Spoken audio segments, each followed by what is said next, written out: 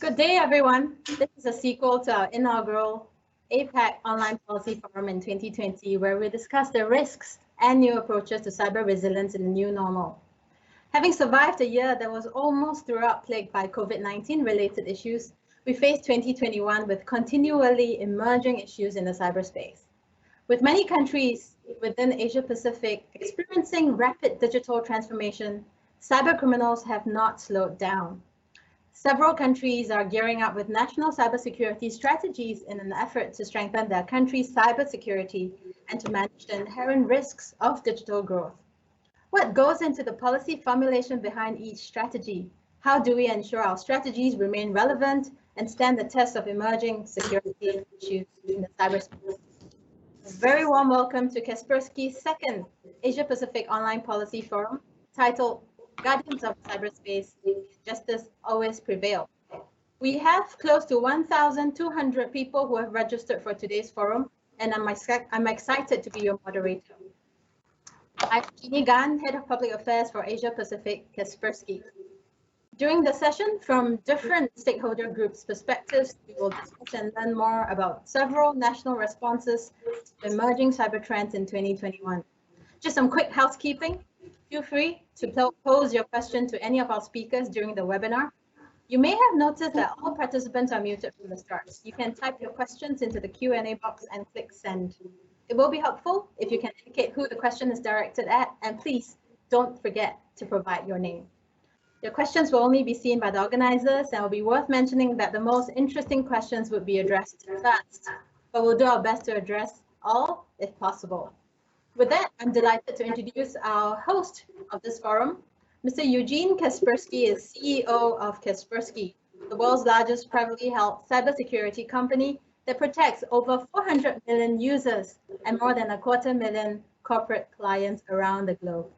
Today, Kaspersky operates in nearly 200 territories and employs more than 4,000 security specialists. The company's comprehensive security portfolio includes not just leading endpoint protection, but also a number of specialized security solutions and services to fight sophisticated and evolving digital threats. I'll now hand the time over to Eugene for his opening remarks on our topic for today. Eugene, please.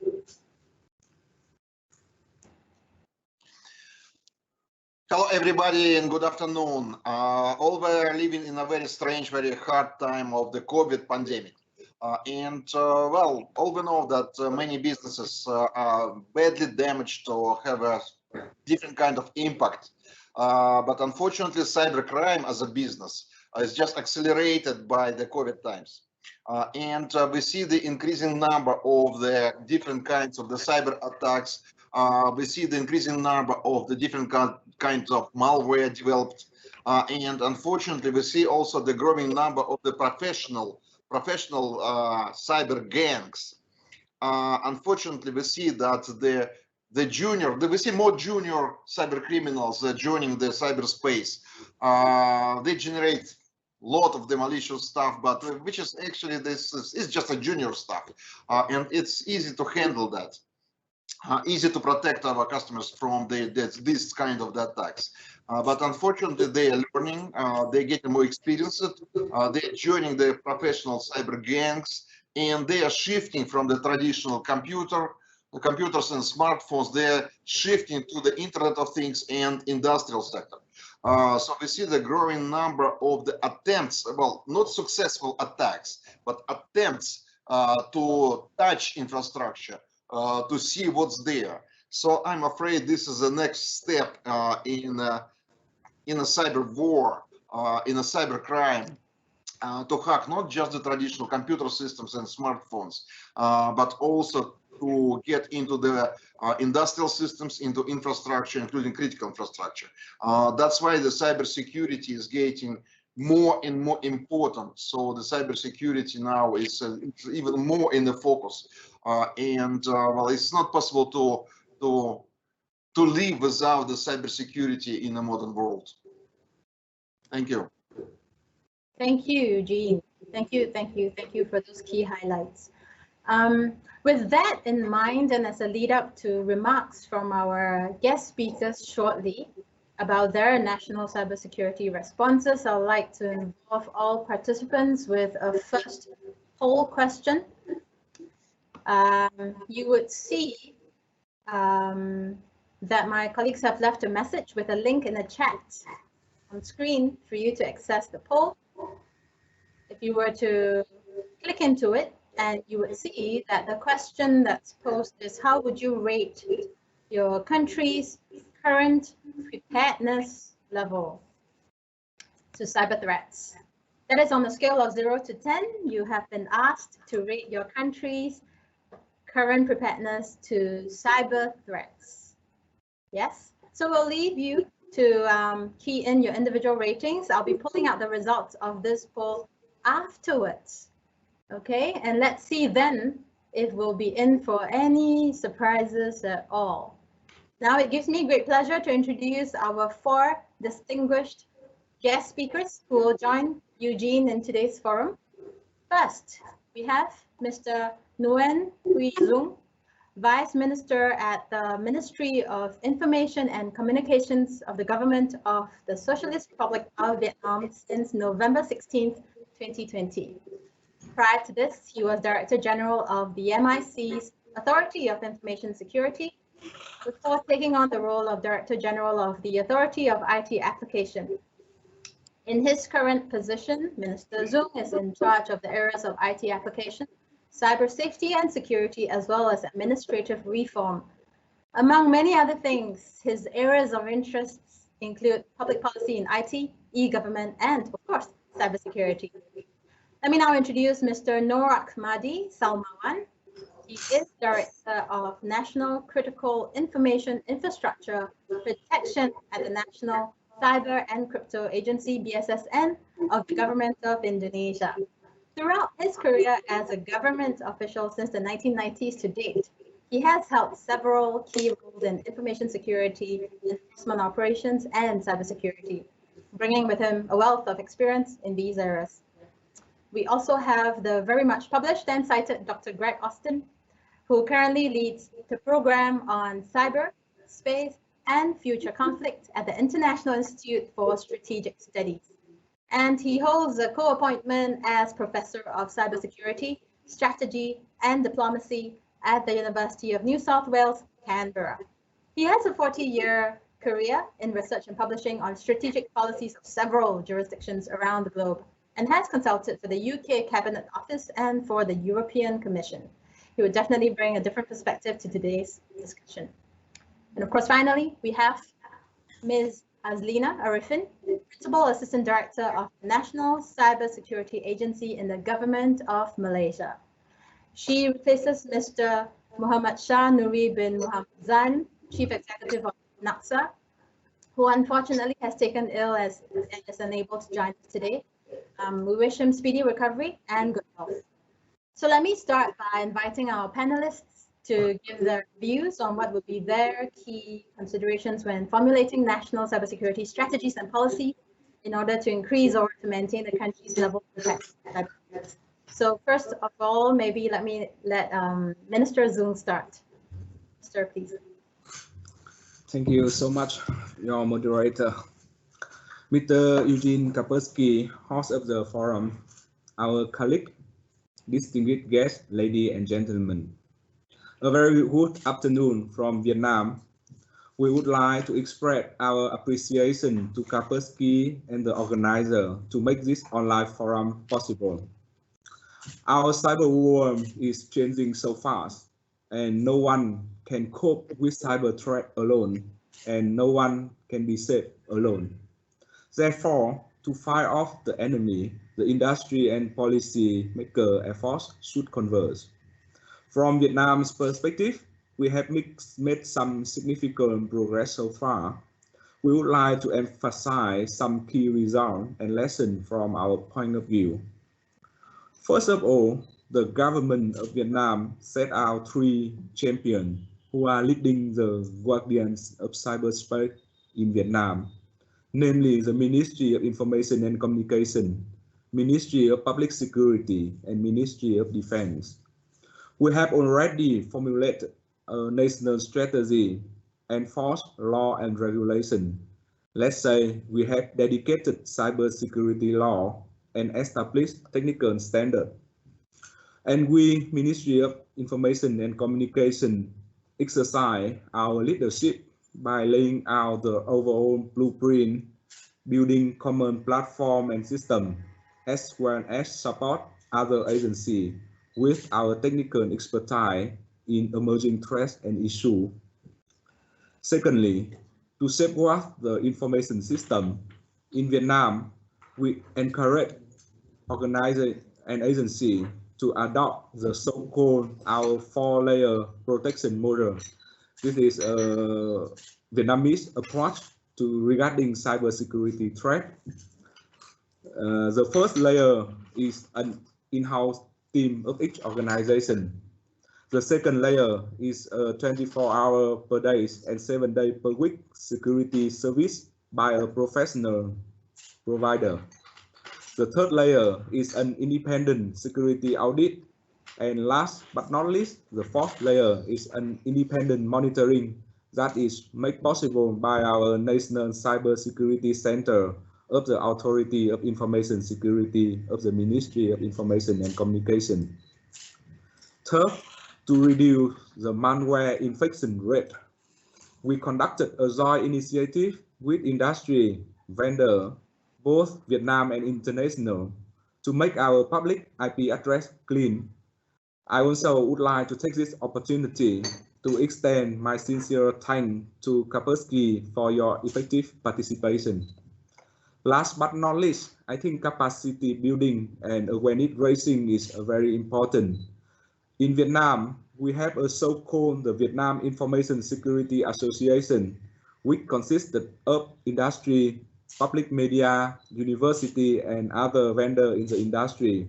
And we have done a wide range of public awareness campaign and capacity building activity. We feel, however, it's not enough for cybersecurity. Let's together, we need to do more.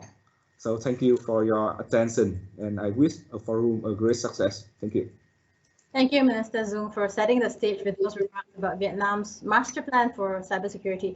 I must add that the four-layer protection model, which encompasses the work of in-house and professional teams, independent security audit and monitoring by the national regulator is interesting, and perhaps something we can delve into deeper later. So next, may I invite Ms. Azlina to share with us Malaysia's perspective, please. Ma'am.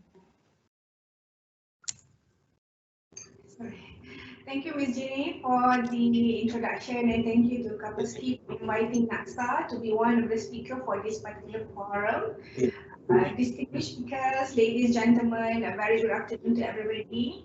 So, ladies and gentlemen, we have seen the rapid and also exponential development in the use of ICTs, especially during this pandemic situation.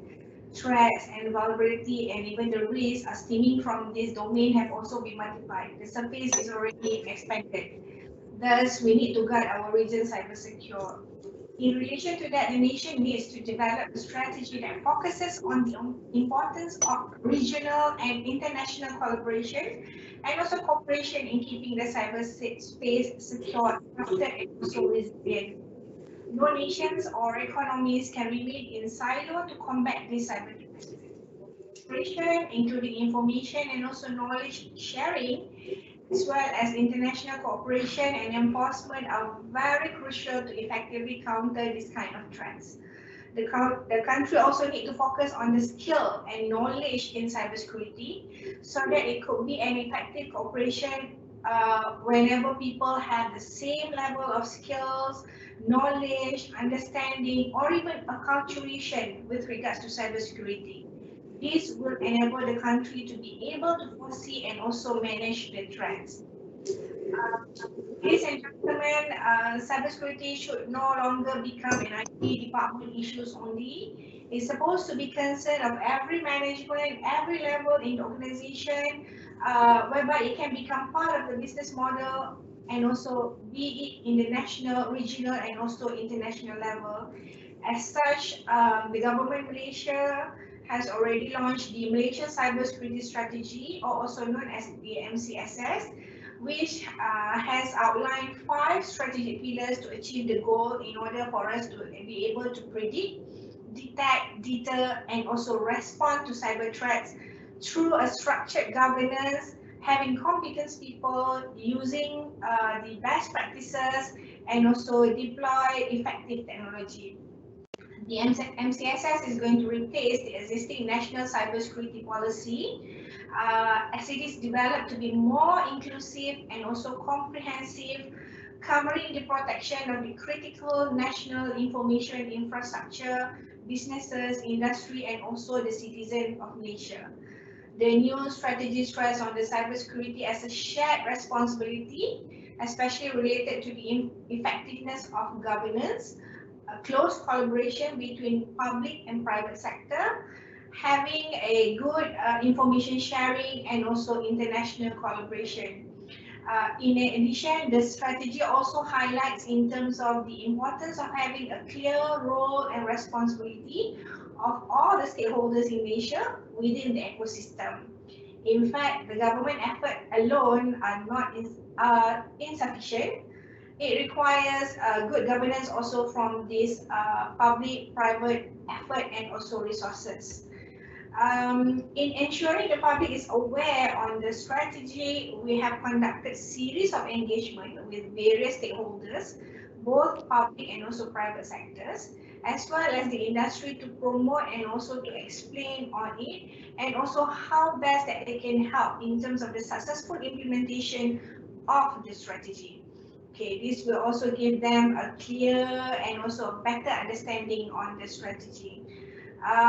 We also encouraging the close of public-private partnership in implementing the MCSS, the engagement programs, information sharing platform, where all the stakeholders, including the CEOs, CFOs, and CIOs, and also other related team in any department of the agency in Malaysia, could share their knowledge, thought, experiences, and also proposal on how best that we can roll out some of the programs within the strategy itself.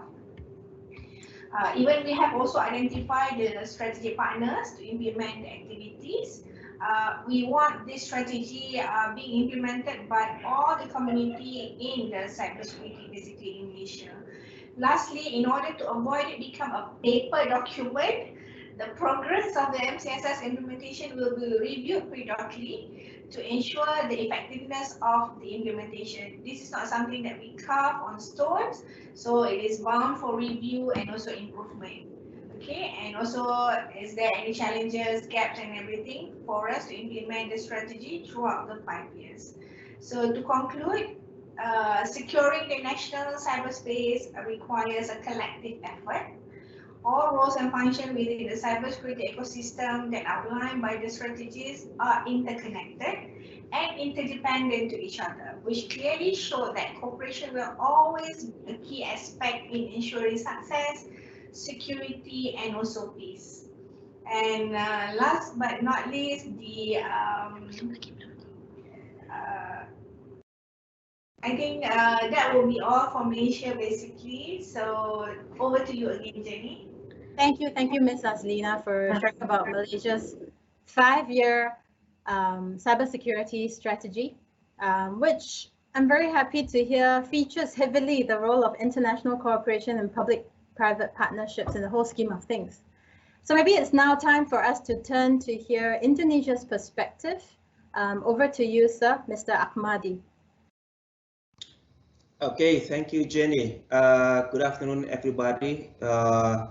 Thank you for inviting me here, and thank you for creating such a valuable event for me to share information about our national cybersecurity strategy. So when we start to draft our national cybersecurity strategy, we have to identify the landscape of cyberspace in Indonesia. So in our doctrine and our point of view, we divide cyber into 3 different layers. That is, the first one is the physical layer, and the second one is the logical layer, and the third one is the social layer. The physical layer itself is include the infrastructure, PC, equipment, hardware, and also satellite, and also the submerged intercontinental cable. And the logical layer, all we know that software application is the logical layer, the thing that has been done with the computer language program. And the third layer is also the important layer in our society. Social layer has divided into two sub layer. It is persona and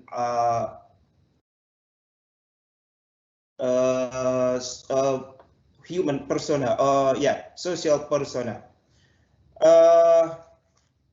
This kind of strategy, we intend to, the key consideration is that we have to, our vision when we drafting our national cybersecurity strategy, first is how to protect our national interests, including people, national critical information infrastructure, government administration, to reach national stability and also national security.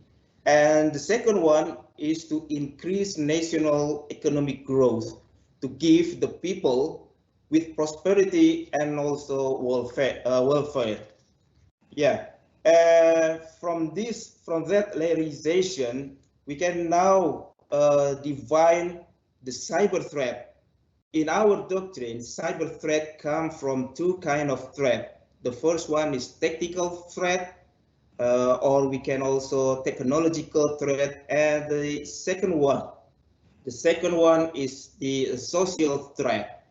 It is important, we have to emphasize that in our culture, in our nation, social media is sometimes become the weapon for some people or some organization to manipulate the information, to lead the opinion for their own interest.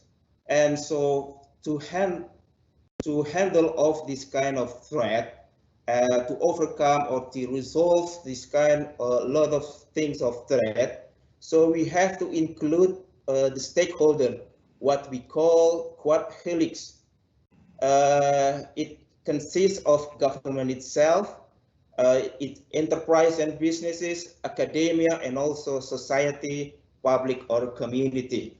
So we have to utilize all potential component in our nation to overcome the threat that we have to face. Thank you, Jenny. I hand over back to you. Thank you. Thank you, Mr. Ahmadi, for sharing Indonesia's approach of involving not only government, but also business, academics, and communities, basically people in the ecosystem. And I am sure, I do understand that Indonesia's national cybersecurity strategy is in the process of being finalized. I'm sure I'm not the only one who will be looking out for Indonesia's announcement of its finalized plan in the coming days. Yeah. So let me now give the floor to Dr. Greg Austin, who wears the hat of an academic. So Dr. Austin, please, time is yours. Well, thank you, Jenny, and good day to everybody. Can I confirm that you're hearing me okay, please? Perfect. Wonderful. Well, thank you, Kaspersky, for organizing this. I can see the snow outside Eugene's window. I wish I was in Moscow in the snow. Ladies and gentlemen, I thought I'd talk today a little bit about education. The International Institute of Strategic Studies has recently undertaken a series of country studies of about 20 countries looking at their national cyber capabilities and trying to understand the impact on their cyber security, the impact on their national security, and the impact on their international relations. And in all of that work, along with some other work I've done at the university in Canberra, it's very clear that education is the fundamental underpinning of all cybersecurity. Now, education really has a couple of different forms. We all know from the ICT sector that informal education is really one of the most powerful tools for advance and innovation in geek world, but formal education is equally important. And what's really interesting when you look across all of the different countries that we've looked at, you see a different emphasis and a different sort of investment in ICT education and in cybersecurity education in particular. So within the formal education sector, we can look at the distinctions between workplace training and workplace education, which is very important. We can look at institutional education, for example, in universities and technical colleges. And we can also look at the processes of professional certification that we have through various international bodies like ISC². If we take just the university sector in this education framework, we see around the world that most countries are not prepared to make the investment that they need to match the ambitions that they talk about. So this is almost without exception, whether it's the most powerful countries in the world, the United States, China, Russia, the UK, France, in terms of cyber capability, we haven't seen the investments in university level education that you would expect, given the importance of the topic and the, in a sense, the opportunity for people to earn lots of money from this particular sector. Of course, the United States has a unique education system driven by the private sector in large part. So it stands alone really above all other countries in terms of its ability to mobilise educational resources. And there are many things about the United States tertiary sector in cybersecurity education which are really admirable, but there are still many important changes that can be made even in the United States to improve the performance of cybersecurity generally, and even to improve organisational responses to information technology. When we go further down in terms of cyber power, for example, looking at China, maybe Russia, France, the UK, we see a very mixed picture. But what we also see is that it takes a decade or more for education reforms in the cybersecurity sector to actually be implemented and to be felt. So for example, if the Chinese government decided in 2015, as it did, to make cybersecurity a level 1 discipline, it takes 4 or 5 years for the universities to implement that policy and to begin to grow the numbers of graduates. And so it's the same story in Australia, and I'll just say a little bit about Australia since this is a regional forum.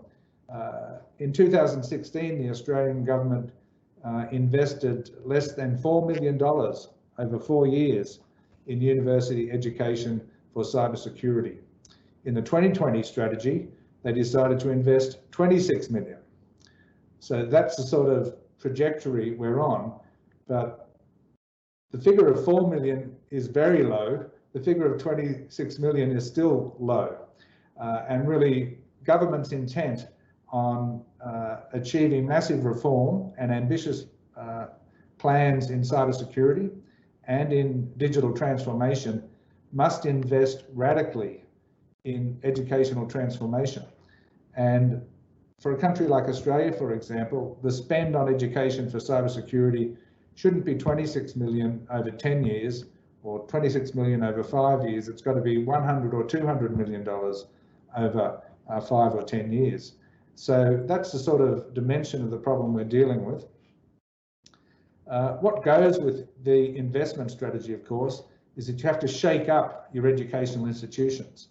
So if you pour money into the Department of Engineering or the School of Engineering, which is typically where information technology sits, and you say, well, let's have social cyber policy, let's address information manipulation in the universities, let's have courses in cyber strategy, cyber diplomacy, cyber economics, cyber business, cyber management. Well, who's going to run those courses? You can't trust the engineering department to do it. And what happens in most universities is that the engineering faculty stops the reform and slows down the pace of change. So not only do you have to invest large amounts of money, but you've got to shake up the institutions that are going to develop it. And so it's interesting as a test, really, for each government to ask themselves, have we invested enough? And even if we're not able to invest more, have we shaken up the educational institutions? Have we stimulated their reform impulses enough? And interestingly, this is where some private sector actors can come into play. And it's quite common, for example, amongst leading tech companies in the security field in particular, to actually run academies for cybersecurity and to improve the educational opportunities both in the workplace and in other formal settings in terms of cybersecurity education. So I really just wanted to emphasize this one big point: education, education, education, investment, investment, investment, but also innovation in the delivery methods of education is fundamentally important. Let me stop there. Thank you, Jenny. Thank you, Dr. Austin, for your opening remarks, offering us, well, several national examples. And I particularly appreciate your point about reforming cybersecurity education radically. Of course, putting the money where the mouth is, right? With the potential of building a pipeline of cybersecurity professionals and talents with the right kind of expertise in the days ahead. Right. I think it's a good time now. Just very quickly, I'll call upon my colleagues to help me pull out the results of the first poll question, where the question that was asked is, how would you rate your country's current level of preparedness to cyber threats? And this is what we are seeing. I suppose you can take this as literally a quick perceptions survey. And we do have a very diverse audience today, I promise you, based on the registration numbers and profiles, literally from all countries all over Asia Pacific and some beyond. So I think if we take the average, we're looking at about 5.8.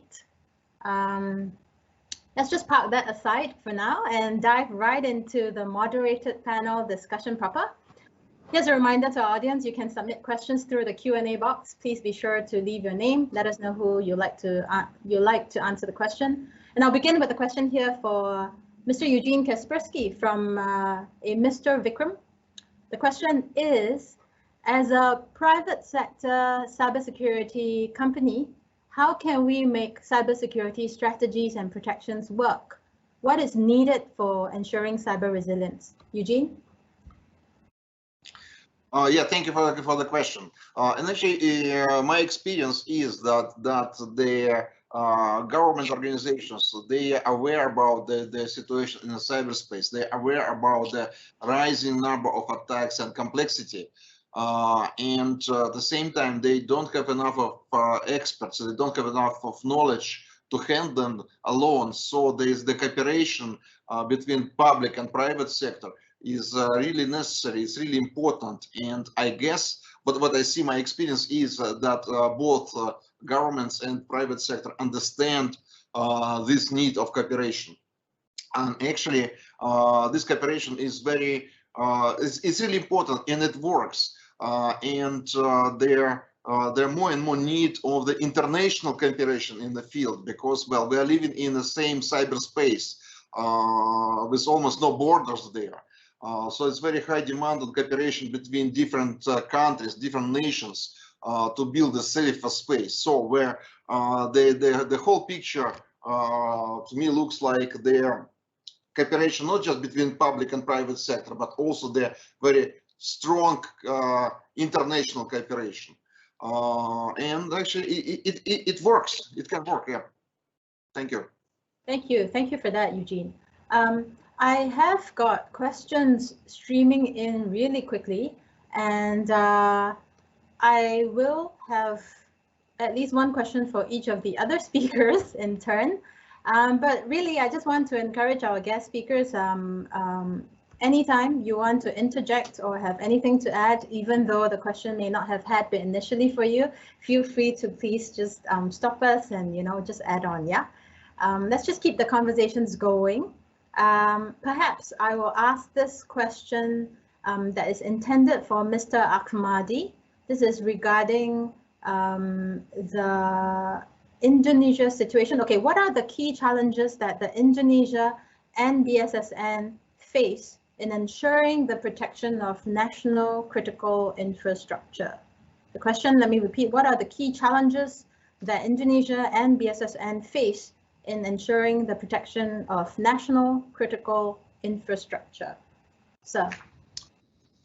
Yeah, thank you, Jenny. Yeah, the key challenges for us, for Indonesia to,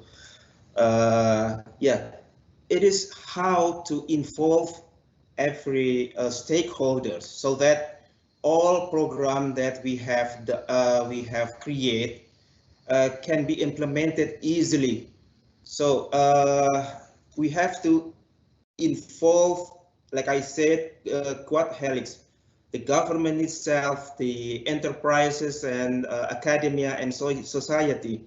For instance, we have a unique characteristic of Indonesia because we have the huge number of people, which is 271 million people from the last census, and in the government itself, it consists of 514 agencies, including the office in the capital and also local government that spread across the country, which there are 500 islands out of 17,000 islands.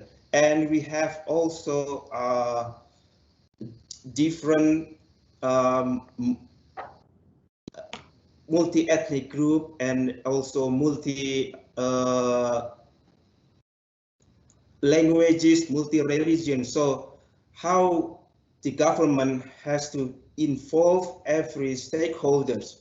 So we have to create a program that can be implemented by all people, all sectors. And also we have to include the enterprises to implement our program, to distribute and how to secure their sector. So we have here we have assigned the 7 or 8 critical sector, national critical information infrastructure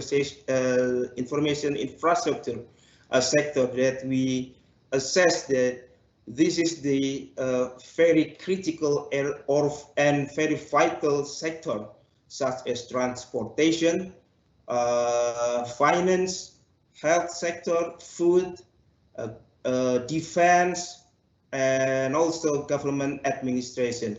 So before we have the strategy, each sector think by themselves,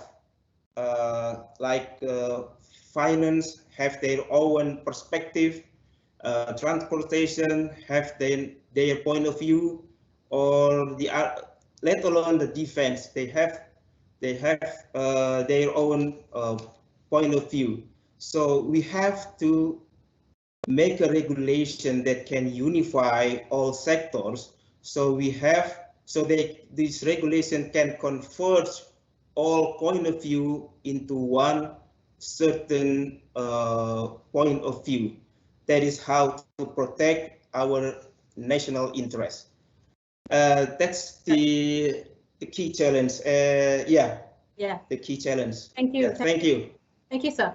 Yes, very quickly, I have a question for Minister Zung. The question really is, how does Vietnam ensure the cybersecurity strategy implementation goes smoothly? I'm paraphrasing a little bit because the question originally is not very clear. How does Vietnam ensure that the cybersecurity strategy is implemented properly or successfully? And does it include the international or regional cooperation? And does it include the closer coordination with private partners? Over to you, sir.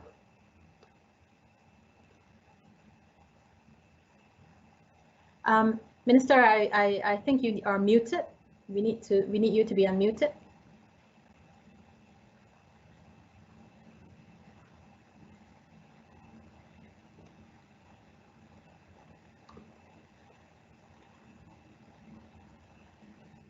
Thank you. Yes, we can hear you now.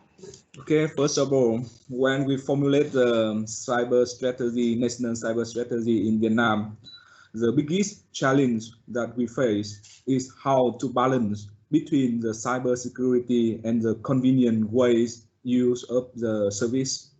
And when we try to balance between the cybersecurity and the user-friendly way to provide the service, actually in implementation, to implement the strategy smoothly, a popular way to do it in Vietnam is to engage all the stakeholders from the beginning, from the drafting process of that strategy. Actually, in Vietnam, industry and the private sector play a very important role in formulating the national cyber strategy. And we consider that they are the one key pillar to implement the strategy. This is the second point. And last but not least, I think that in Vietnam, we have a mechanism. Besides the 3 to 5 year master plan, we have an annual plan, because we think that whenever we have a plan, so the goal have another plan for us. Yes. Thank you. Yeah, it is true that, you know, we should always have a plan. Otherwise, we'll plan to fail. Just a pause here, because I have some questions from the audience for Eugene. They are curious to what is the equipment behind you, Eugene. Maybe you want to shed some light about the equipment behind you. Thank you very much. Well, actually, that's the anti-drone system. So it uses the optic system and scanning the radio signals. It recognizes the drones which are arriving, and then it's negotiate with the drone and send the instruction to the drone to fly back. If it's not possible, it just sends a jam signal and jumps the drone, so the drone gets blind and landing. So this system is our new product to protect the infrastructure from unwanted drones. The infrastructure like airports, the sport events, or some private property, hotels. So this is, it's not antivirus, it's not just cybersecurity, it's our new system. It's completely different. It's anti-drone to keep the area free from unwanted drones, physical drones. Thank you. Thank you for that. Thank you for that. So now the curiosity has been taken out of the picture. We'll get back to the questions.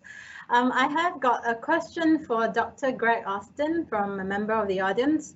Dr. Austin, are the universities preparing enough qualified graduates towards cybersecurity preparedness in your view? So from an academic point of view, cybersecurity seems to be an important area of which all students, regardless of fields, need to learn or understand, right? So are we preparing enough qualified graduates in this aspect? Well, thank you, Jenny, and thanks for the question. The answer to that globally is that we're not producing enough cybersecurity specialists. But let me, in a sense, move quickly from the question to another possible solution. So I mentioned before the role of formal education in universities. I also mentioned workforce training or on-the-job training. Well, one of the important ways where this can be brought together is through the creation of simulations, exercises, and through regular red teaming behaviour. So these sort of cooperative activities between leading corporations, governments and universities can be a fundamental pathway for learning that's very different from traditional methods of learning that universities can deliver. Almost universally, employers around the world do not see universities as producing high quality graduates ready for the ICT and cyber workforce. So there's a lot of suspicion, or what's the word, dissatisfaction amongst employers with the quality of cybersecurity education. So I think we need to extend our understanding of education. Once we get people out of universities, we have to give them really deep exposure to things like exercises, simulations, and red teaming. Thanks. Thank you. Yes, Eugene. Thank you, Greg, for this comment. And actually, I just would confirm that you're absolutely right. We in cybersecurity, we need more and more experts, engineers. And unfortunately, well, actually, we don't have them from the university. We need to keep educating them. In cybersecurity, well, actually, the cyber technologies, they're developing all the time. So it's every year it's a different. So there are many innovations. It's a very active area, and we need to keep learning all the time. Actually, it's one of the part of the problem that we need more cybersecurity engineers. The second part is that still many universities, they keep educating students for the computer security, smartphone security, but the cybersecurity now it's much more wide. It includes Internet of Things and industrial system, the infrastructure, critical infrastructure. So when we speak about cybersecurity education, we have to keep in mind that we need engineers not only for the computer networks, for the mobile networks and devices, but also Internet of Things and industrial sector. So please, if you develop your plans for the next year of trainings and education, please add the industrial and Internet of Things in your program. Thank you.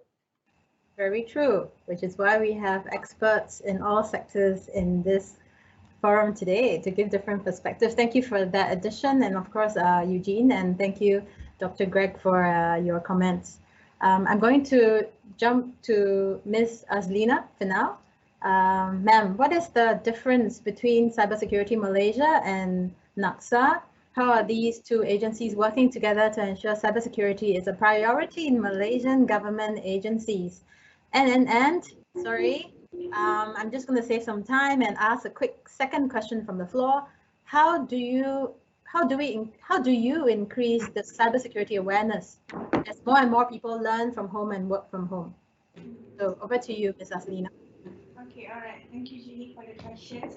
So basically, NACSA is the government agency that oversees the whole cybersecurity matters for the nation, whereby Cybersecurity Malaysia is the technical arm for us actually in terms of implementing some of the strategies, action plans, and so on. So yeah, we work very closely actually in managing the cyberspace of Malaysia. Everybody has their very own roles and responsibility, but we do have a platform to share in terms of the information between the two organizations and so on. Basically for the sovereignty of the country, basically. And in terms of, sorry, the second question is about elevating the awareness, isn't it? Yes, just as more people are learning and working from home. So in terms of awareness, acculturation related to cybersecurity, that will focus in pillar number 4 of our Malaysia cybersecurity strategy, which talks about enhancing the capacity, capability building, awareness, and also education. So in this particular pillar, we of course we cannot work alone. We don't have the manpower to do so also. So we are engaging with the relevant agencies in Malaysia, government and so private sectors actually. Because we want the education related to cybersecurity start from the primary school, secondary, universities, and so on. So for the education part, we are engaging with the Ministry of Education in coming up with the syllabus, yeah. And then we also work with the Ministry of Communication and Multimedia of Malaysia actually in coming up with the National Cybersecurity Awareness Plan, whereby it's combining all the awareness program related to cybersecurity under one umbrella. Okay, and then each agency will look into a specific topics in cybersecurity so that there is no overlapping in terms of programs. We will have more focused content, we will have more focused strategy, how best that we can elevate the awareness so that it become an acculturation. Yes. Thank you, ma'am, for giving us that. So that also brings to mind how Minister Zung earlier on talked about in Vietnam. There are actually 3 key ministries: the Ministry of Information and Communications, MPS and Ministry of Defense, who actually work together in the overall master plan for the country as well. So maybe just one more question for Vice Minister Zung from ICT News Vietnam. There's a question from the media for you, sir. Because, well, it's still the pandemic, it is still COVID-19. Social distancing has affected almost all countries, all of Southeast Asia. Are there any disadvantages? Sorry, are there any advantages, I beg your pardon, are there any advantages or disadvantages for Vietnam in terms of cybersecurity during the pandemic? Actually, Vietnam consider it an advantage to develop the ICT sector in Vietnam in general and for cybersecurity in particular. So actually, our overall indicator in 2020 in cybersecurity has a significant increase in all aspects because of the social distance during the pandemic and people moved to online. However, the threat and the malware reduced. I think it's a good, and we consider it an advantage. Okay, thank you, sir.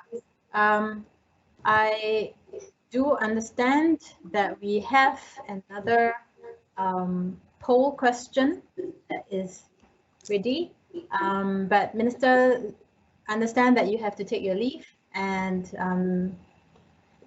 another officer from the AIS, Deputy Director General, Mr. Tien, will take your place for the remaining 20 minutes or so of the forum. Thank you, Minister, for joining us today. But let me just take this time to all the audience to pull out the second poll question. My colleagues would, yes, let's pull it out. So the question is, what is needed in your country to make cybersecurity strategies work? So we have, we're spoiled for choice. We have very many options: investment, talent and expertise, public-private corporations, international cooperation, clear legal framework, cyber education for ordinary users, and of course, one option for those who still don't know if your country has a cybersecurity strategy, right? So that is the poll that we're having right now. Please put your answers in. Yes, Eugene, I think you wanted to say something. Thank you very much for your patience.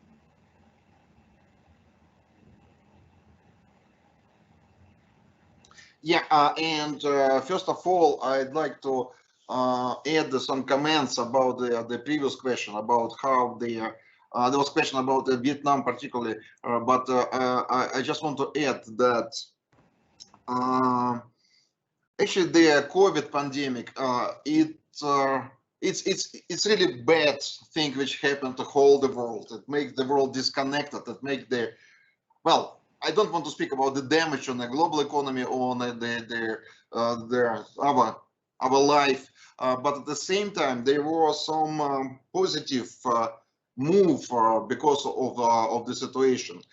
Actually, this pandemic, it's because of the high need of the remote working, keeping the distance. It's accelerated the need, it's accelerated the development of technologies for remote work, and not just for to work in our usual life. It's also the remote operations with industrial systems, for example. Actually, it was all in the process, so there were more and more demand on the systems to be operated remotely. Like mines, like production, and because of the COVID pandemic, it really accelerated this development. So many companies, many industrial companies, they really need their more and more technologies how to operate this the equipment. And actually, this is the question for cybersecurity: how to make it, how to make this operation secure. And this is it's a big shift in the cybersecurity. It's a big shift in the developing this kind of technologies. Actually, it's nothing new, but the situation with COVID pandemic, it simply accelerated, very much accelerated this process.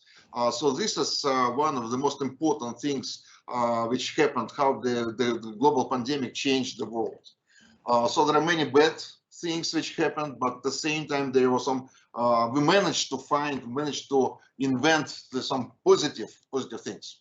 And what do we need to save the world, to make the world to be cyber and safe? Actually, there is no silver bullet.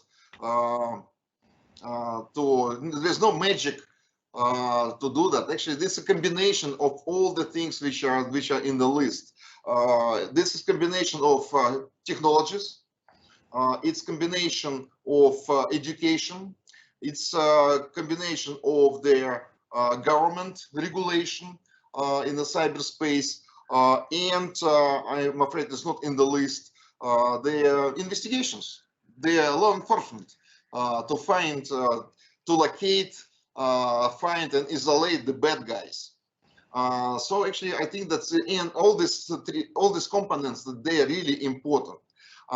Without technologies, they were naked in front of the cyber threats.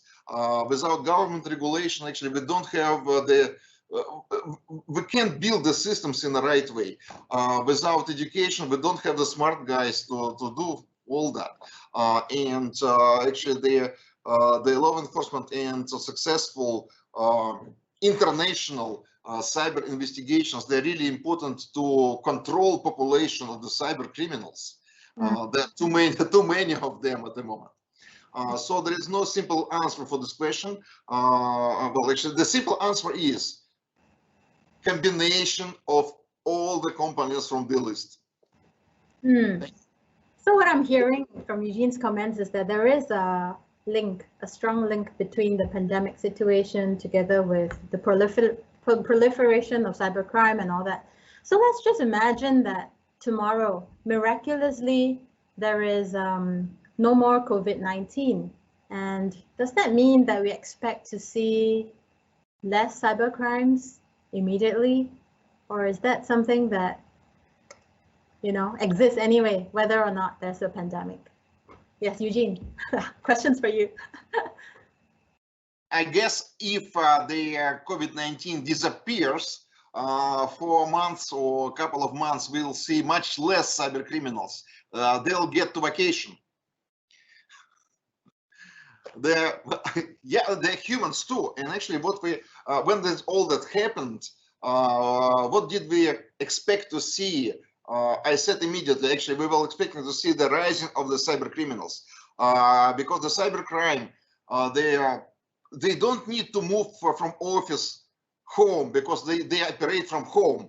Cyber criminals, they must stay home, so they just have more time to do the bad job, and that was true. So actually, in April. March and April, we have the statistics of this the criminal activity in the internet. It raised by 15, 20, 25%, depending on the different types of the cybercrime. So actually, it was really the COVID situation really accelerated cybercrime because they have to stay home. So when the COVID-19 disappears, if it happens, I guess the cyber criminals which earned too much money, I'm afraid they earned a lot of money during that time. They will simply spend this money, so they'll get vacation for months or a couple of months, but later they will get back. Okay. So my prediction is when COVID-19 disappears, if it disappears, for a couple of months, we'll have an easy time. Okay, but then it'll be like a line from a Terminator, I will be back, right? Thank you, Eugene. Dr. Greg Austin looked like he could weigh in on this question. What is your view, sir? If you know COVID-19 is no longer here, what do you think? Well, thank you, Jenny, and it's interesting to hear Eugene say that the cyber criminals will take a holiday. because perhaps my view is perhaps a little different. Maybe I misunderstood, but I suspect that as people make the transition back to their offices, there'll be a lot of recurrence of unlearned behavior. So people coming back into the security regimes of their office will probably start to make quite a few mistakes with phishing emails and similar. And I think that in the same way that when people left their offices to work at home in large numbers, there were security issues around working with their home systems.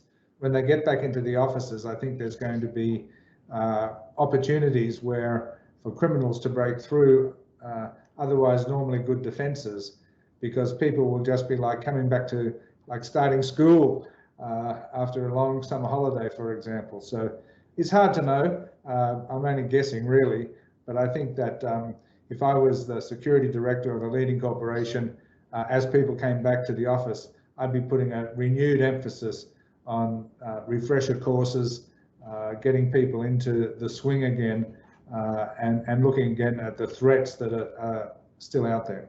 Thanks, Jenny. Thank you. Thank you for those remarks. I will now call up the results of our second poll question. So the question just now was, what's needed in your country to make cybersecurity strategies work?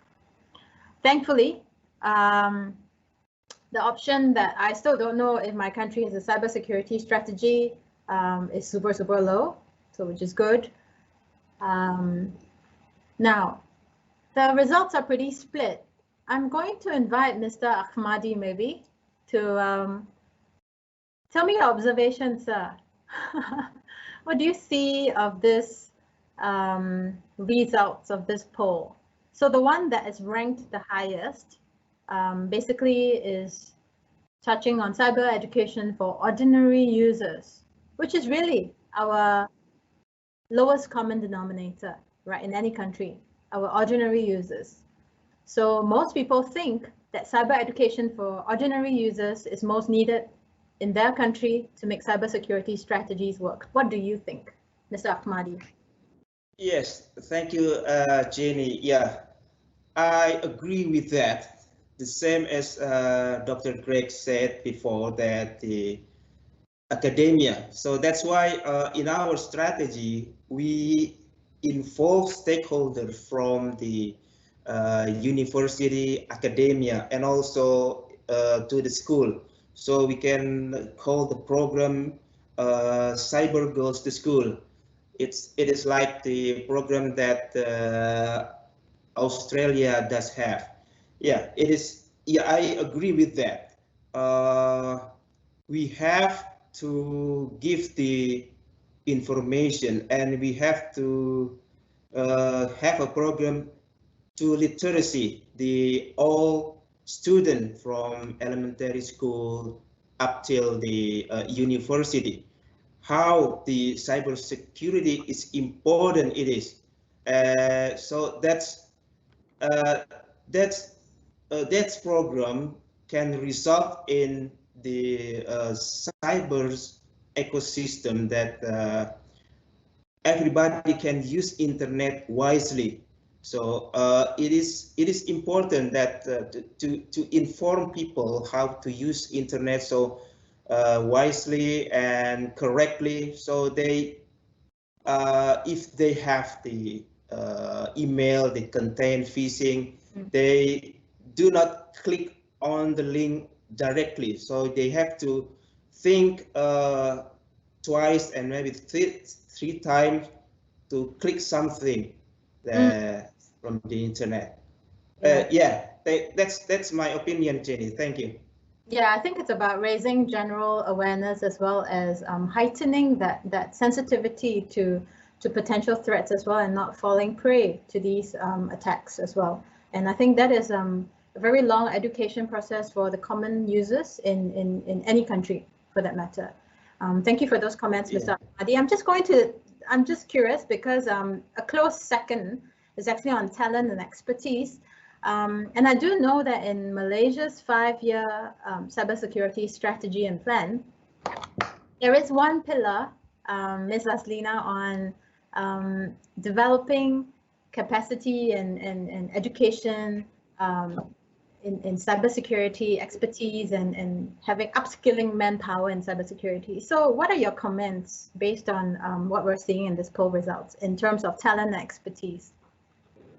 Okay, all right. So we are actually currently with MDEC, the Malaysia Development Corporation in Malaysia also.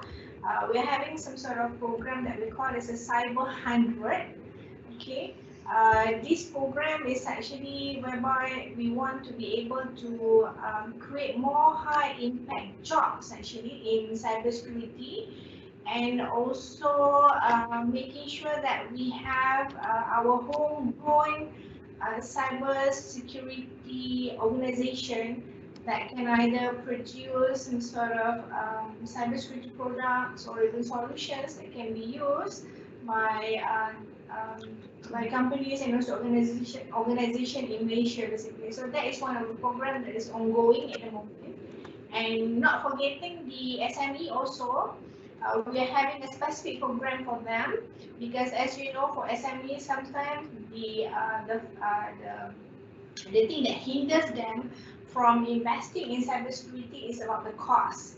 Sometimes they think that cybersecurity has to be very complex. Okay, all right. So together with MDEC also, MDEC also, we are coming up with a program. We call it as a metric, cybersecurity metric for the SME, whereby they can do their very own assessment in terms of their very own readiness towards cybersecurity.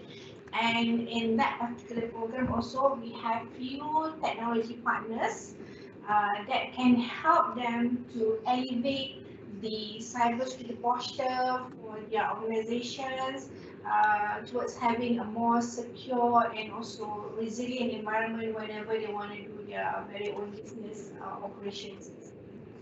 So at the moment, we have that two programs that is ongoing at the moment.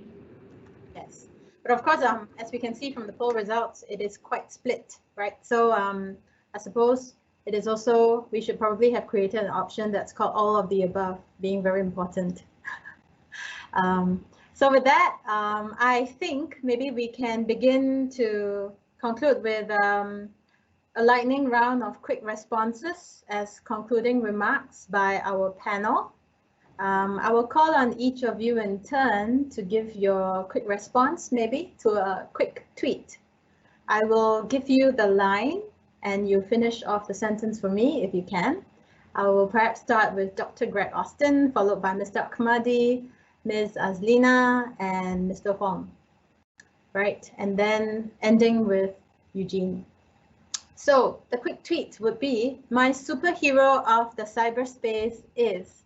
My superhero of the cyberspace is Dr. Greg Austin. Well, I've been thinking about this. It's really odd, but I go for Amazon, because Amazon changed the world in the way people live with e-commerce and really with the opportunities created by that. I think it's a whole new world. Thank you. Mr. Ahmadi? Okay, thank you. My superhero of cybersecurity are all people who have been working together to build such an outstanding ecosystem that has secure cyberspace in our nation, and thus it contributes to the security of the world's cyber landscape. Thank you. Wow, very long tweet, but I'm sure it's within the word limit. Thank you, Mr. Ahmadi. Very quickly, Ms. Azlina. All right, my superhero of the cyberspace is all of you, because cyberspace is a shared responsibility. Everyone, wherever you are, needs to play their role in securing the cyberspace. Thank you. Thank you, thank you. Mr. Tien? And my superhero of cyberspace is myself, because I think that everybody has to be his or her own superhero when it comes to cyberspace. I love that answer, actually. Now that we have all the nice answers already, the toughest job, Eugene, who is your superhero?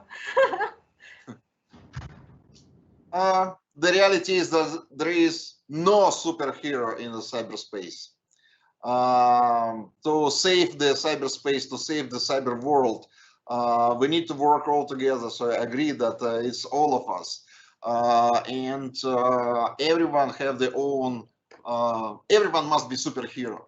The private sector with technologies, the governments, the public sector with regulation, the education, the universities to train, to educate the new engineers, and cyber police to fight with the bad guys in a real life, and all the governments to be smart enough to cooperate and agree to join forces against the cyber threats, because we're living in different nations, different countries, far away from each other. During the COVID time, even the longer distance from each other. But we are living in the same cyberspace, so it's our job all together to save this space. Yes, thank you very Thank much. you. I think it's Thank much agreed. Yeah, it's a shared responsibility. All right, everyone, it's been a great time, but we must bring our forum to a close. Whatever that's done for a first time, it's usually novel. After a second time, it becomes a tradition. From the warmth which we've experienced on both occasions, our inaugural as well as today's second forum, we can be quite sure that there will be a third one on its way sometime. For those who would like to revisit today's discussion after the event, a recording of today's forum will be made available to all who have registered for the forum. If there are questions, feel free to reach out, please. Please join me in thanking our distinguished panel today who have shared with us their valuable experience and insights. Thank you very much to, first of all, Vice Minister Zung and subsequently Mr. Tien. Mr. Shah, who couldn't be with us, however, Ms. Azlina has helped us to fill in the gap very well. Thank you, ma'am. Mr. Ahmadi, Dr. Greg Austin, and of course, our favorite host of this forum series, Mr. Eugene Kaspersky. It's been a great pleasure moderating today's forum for all of you. My name is Jeannie, Head of Public Affairs for Asia Pacific at Kaspersky. Signing off right now. Thank you very much, ladies and gentlemen. Thank you. Thanks, everybody. Bye. Bye, everybody. Thank you, everyone. Good afternoon. See you next. Thank you. Goodbye.